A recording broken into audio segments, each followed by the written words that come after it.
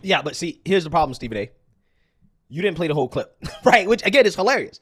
Stephen A. accusing Fox News, some intern, of taking the conversation that he said out of context and misrepresenting what he said in the headline, while Stephen A. misrepresents the actual conversation in and of itself by selectively choosing a clip that leaves out the part of the interview in which Stephen A. clearly says, right, as plain as day, I voted Democrat and I don't like the fact that I did, which is the textbook definition of regret. I voted Democrat, and I got to tell you something right now.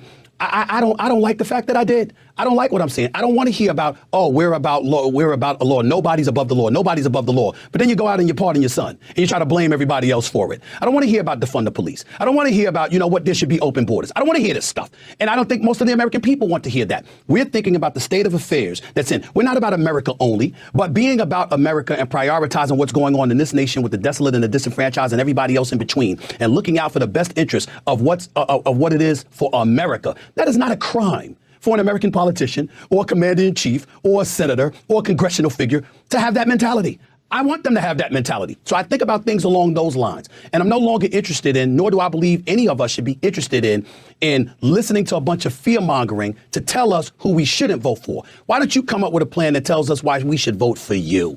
That's what I'm interested in. And if Donald Trump, J.D. Vance, Byron Donald, Marco Rubio, or the host of other Republican candidates coming down the pike, that's the kind of message that they're going to put forth, I'm down for it. I'm open-minded enough to make sure that I entertain that from a policy perspective. That's what I want for the American people. That's what I want for this nation.